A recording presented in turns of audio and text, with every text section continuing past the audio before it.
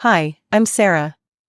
Today I'm going to read you the story of Nellie, which is titled like this: My family said I failed. I came to my sister's wedding to find my name card on the farthest table.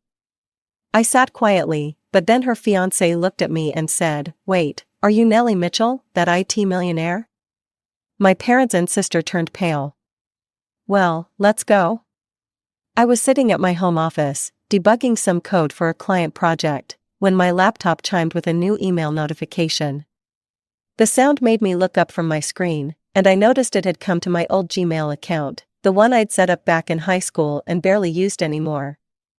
The subject line caught my attention immediately: wedding invitation, Sarah and Michael. My heart skipped a beat when I saw the sender's name, Sarah Johnson, my younger sister. I clicked on the email, and my screen filled with an elegant wedding invitation decorated with soft pink roses and gold accents. The formal script read, "Sarah Johnson and Michael Rourke request the pleasure of your company at their wedding celebration on Saturday, June 15th, at 6 p.m. at the Grand Ballroom, Riverside Hotel, our hometown." Below the formal invitation was a personal message from Sarah. "Hi Nellie, I hope this email finds you well. I'm sorry to reach out through your old email address, but I don't have your current phone number or home address. I found this email in my old contacts from high school. I'm getting married next month, and despite everything that happened between our family, I really want you to be there. It would mean a lot to me to have my only sister at my wedding. I know it's been over 10 years since we last spoke, but I hope you'll consider coming. Please let me know if you can make it, Sarah." I stared at the screen for a long moment, feeling a mix of emotions I hadn't expected. It had been 12 years since I'd last spoken to any of my family members. 12 years since I'd walked out of that house and never looked back. Sarah would be 28 now. When I left home, she was just 16. I wondered what she looked like now, whether she'd changed much. The last time I saw her, she was this spoiled teenager who always got everything she wanted. I leaned back in my chair and thought about whether I should respond. Part of me wanted to just delete the email and pretend I never saw it. But another part of me was curious. Sarah was getting married, and she wanted me there.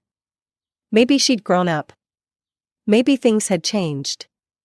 After sitting there for about 20 minutes, I decided to write back. I kept it simple. "Hi Sarah, congratulations on your engagement. I'll be there for your wedding. Looking forward to seeing you after all these years, Nellie." I hit send before I could change my mind. The next few weeks passed quickly as I prepared for the trip. I had to clear my schedule, which meant rescheduling some client meetings and pushing back a few project deadlines. My assistant helped me organize everything. I spent some time thinking about what gift to buy for Sarah and her fiancé. I didn't want to go overboard, but I also didn't want to look cheap.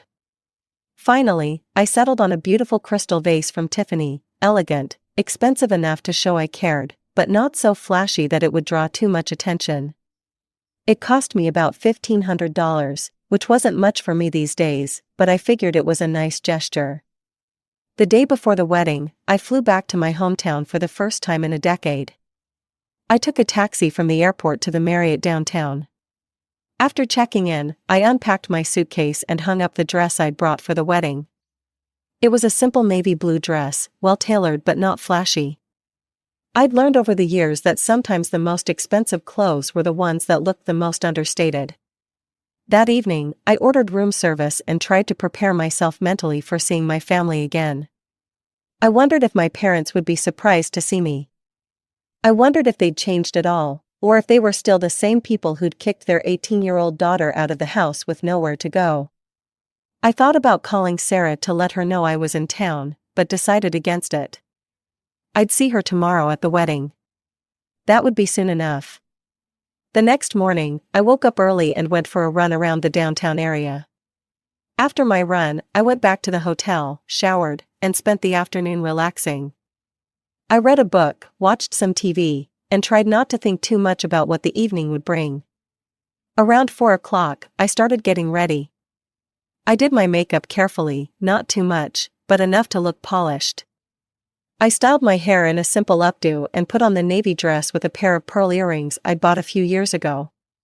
Looking at myself in the hotel room mirror, I thought I looked good. Professional, put together, but not trying too hard.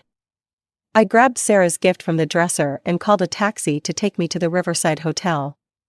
The Riverside Hotel looked exactly the same as I remembered from my childhood. My parents had brought us here for dinner a few times when I was younger, usually for special occasions. The grand ballroom was on the second floor, and I could hear music and laughter coming from inside as I walked down the hallway. As I stepped into the room, I immediately started recognizing faces. There was my Aunt Margaret, who looked older but still had that same bright smile. Uncle Bob was standing near the bar, his hair completely gray now. My cousin Jennifer was talking to a group of people by the windows. She must be in her 30s now, probably married with kids. I walked further into the room, and that's when people started noticing me. Aunt Margaret was the first to approach. "Nellie, oh my goodness, is that really you?" she said, rushing over to give me a hug. But as she pulled back, I noticed something strange in her expression. It wasn't just surprise, there was something else there. Pity, maybe? "Hi, Aunt Margaret, you look great," I said, forcing a smile. "Oh, honey, she paused, looking me up and down, "you look good too." "Really good, actually, better than I expected." Better than she expected, what did that mean? Before I could ask, Uncle Bob had joined us. "Nellie, well, I'll be damned. Sarah said you might come, but we weren't sure. How are you doing, kiddo?" "I'm doing well, Uncle Bob, how have you been?" "Can't complain, still working at the plant, same old, same old." He looked uncomfortable, shifting from foot to foot. "So, how are things with you? Did you ever find a decent place to live? Your mom mentioned you were having some trouble with that. Finding an apartment and all. And work, are you still looking for a steady job?" What the hell was he talking about? I owned my own company. I lived in a beautiful house in the suburbs. Why would he think I was having trouble finding an apartment? "I'm doing fine, Uncle Bob, really fine." Aunt Margaret leaned closer and lowered her voice. "And what about that husband of yours? Did things work out with him, or?" Again, I was completely lost. What husband? They exchanged a look that I didn't understand. "Well, we just heard, never mind, dear. We're just glad you're here and that you're okay," Aunt Margaret said, patting my arm in a way that felt patronizing. More relatives started approaching, cousins I hadn't seen since high school, family friends who remembered me as a teenager. And every single one of them had the same look in their eyes. That pitying look, like they felt sorry for me. My cousin Jennifer came over with her husband, a guy I didn't recognize. "Nellie, wow, it's been forever. How are you holding up?" she asked. "Holding up? I'm doing great, Jennifer, how are you?" I'm good, married now, obviously," she said, showing off her wedding ring. 2 kids, living in the suburbs. The whole American dream thing." She paused. "Are you still? I mean, did you ever get back on your feet after everything?" I was getting more confused and frustrated by the minute. What divorce, what job situation, what was everyone talking about? "I think there's been some misunderstanding," I started to say, but Jennifer was already backing away. "Well, I'm just glad you made it to the wedding. Sarah will be so happy to see you." As she walked away, I stood there trying to process what was happening. Everyone was acting like I was some kind of charity case, like they expected me to be broke and desperate. Where were they getting this information? I decided to stop trying to figure it out and just find my seat. I walked around the room, looking for a table with my name on it. I checked the tables near the front, nothing. I looked at the tables in the middle of the room, still nothing. I walked toward the head table, where I could see my parents and Sarah in her white wedding dress. As I got closer, my heart started beating faster. It had been 10 years since I'd seen any of them. My father saw me first. He was wearing a black tuxedo and looked older, his hair mostly gray now. When our eyes met, his expression changed from casual conversation to something I couldn't quite read. Surprise, maybe, or discomfort. "Dad," I said as I approached the table. "Nellie," he stood up and gave me a stiff hug, "you came." Of course I came, Sarah invited me. My mother turned around then, and I saw her face for the first time in a decade. She looked older, more worn than I remembered, but she was smiling. It wasn't a genuine smile, though. It was the fake smile she used to put on for company when I was a kid. "Nellie, sweetheart. We're so glad you could make it," she said, standing up to hug me. The hug felt as fake as her smile. Then Sarah turned around. She looked beautiful in her wedding dress, elegant and happy. But when she saw me, her expression changed to something that looked almost disappointed. "Nellie," she said, looking me up and down critically. You look like yourself, I guess. Kind of plain and simple, like always." She paused, and then added with a smile that didn't reach her eyes, "But I'm happy you're here. At least now you get to see how successful people actually celebrate weddings." The comment hit me like a slap in the face, but I kept my expression neutral. This was Sarah's wedding day, and I wasn't going to cause a scene. "Congratulations, Sarah, you look beautiful," I said simply. My mother quickly stepped in, taking my arm. "Come on, honey, let me show you to your table." She led me back through the ballroom, past all the other tables, all the way to the back corner where I'd found my name card. "Here you are, dear," she said, still with that fake smile. "The closest tables are for the closest family members and the most successful guests, you understand." I understood perfectly. They'd put me in the back, as far away from the important people as possible. I sat down at my assigned table and watched the wedding ceremony begin. As I sat there, surrounded by strangers and feeling completely out of place, my mind started wandering back to the past. I began remembering why I hadn't spoken to my family in over 10 years. Growing up, it was always crystal clear that Sarah was the favorite child. Our parents never even tried to hide it. When Sarah was 7 and decided she wanted to play piano, they bought a brand new upright piano and paid for private lessons twice a week. When I was 14 and asked if I could take the free programming classes at school after hours, my mother said I should focus on more practical skills like cooking and cleaning. Every birthday, Sarah got elaborate parties with themes and decorations. My birthdays were usually just cake after dinner, if they remembered at all. Sarah got a car for her 16th birthday, a cute little red Honda Civic. When I turned 16, they told me I could walk or take the bus. But I found my own way. I discovered the free programming club at school and threw myself into learning everything I could. I was good at it, really good. The teacher, Mr. Rodriguez, said I had natural talent and encouraged me to keep learning. I started helping neighbors fix their computers and set up their phones, earning $20 or $30 here and there. When I graduated high school, I had applied to several colleges on my own. I'd worked hard to get good grades, hoping for scholarships. The day after my graduation, my parents called me into the living room for a talk. I thought maybe they wanted to congratulate me or discuss my college plans. "Nellie, you're 18 now," my father said. "You're an adult, and it's time you started acting like one. We don't have money to send you to college," my mother added. "We need to focus our resources on Sarah's education, she's got real potential. Besides, you need to move out. We can't have you living here like some freeloader while Sarah's trying to focus on her studies, she needs her space." I felt like I'd been punched in the stomach. Move out? Where am I supposed to go? "That's your problem to figure out," my mother said coldly. "You're 18, you should have been thinking about this already." I begged them for just a few weeks to save up money for a deposit on an apartment, but they wouldn't budge. My mother said I had until the end of the week. 3 days later, I packed everything I owned into 2 suitcases and a backpack. My friend Jessica's parents were out of town, so she let me stay at her house while I figured things out. A week after moving in with Jessica, I got the acceptance letters I'd been waiting for.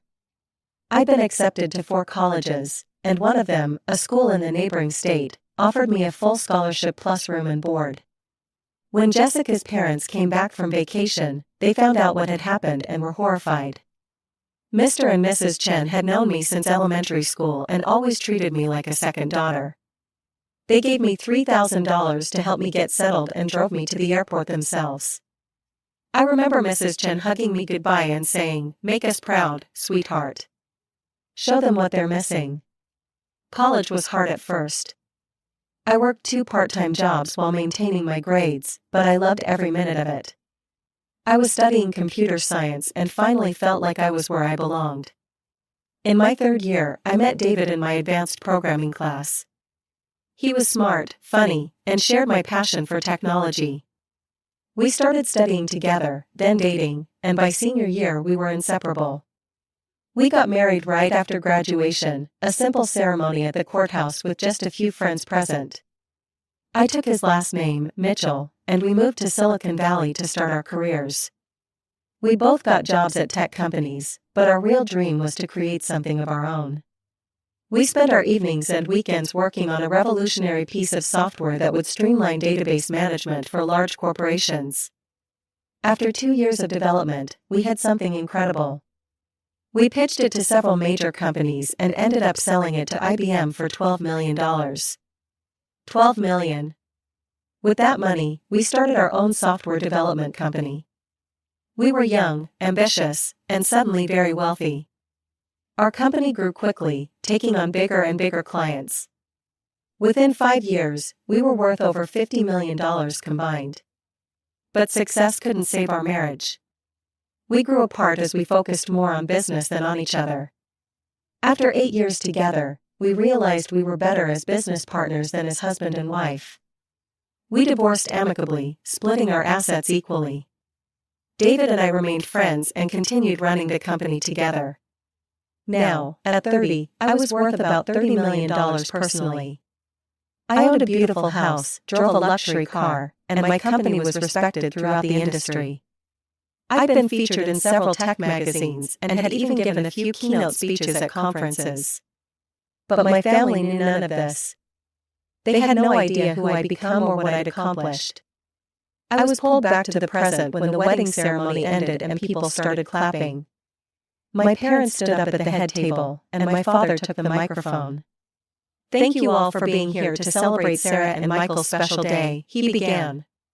As Sarah's father, I couldn't be prouder of the woman she's become. He went on about Sarah's accomplishments, her marketing degree, her job at an advertising agency, her wonderful personality. Then my mother took the microphone and gushed about Michael, the groom, and how perfect he was for Sarah. Michael's parents spoke next, thanking everyone for coming and welcoming Sarah to their family. Just as my father was about to wrap up the speeches, someone from the back of the room shouted, "What about Nellie? She should say something too." I froze. I could see my parents' faces change. They clearly didn't want this to happen. Sarah looked annoyed. But the crowd was looking at me expectantly, and my father couldn't really refuse without looking rude. "Of course," he said with a forced smile. "Nellie, would you like to say a few words?" Every eye in the room turned to me as I stood up and walked toward the front. My heart was pounding, but I kept my expression calm. Michael, the groom, handed me the microphone with a smile. But just as I was about to take it, he paused and looked at me more closely. "Wait a minute," he said, still holding the microphone close to his mouth so everyone could hear. "Are you Nellie Mitchell? The Nellie Mitchell who owns Mitchell Tech Solutions?" The entire ballroom went silent. I smiled and nodded, "Yes, that's me." Michael's face lit up with genuine excitement. "Oh my God, I can't believe it. You're like a legend in the tech industry.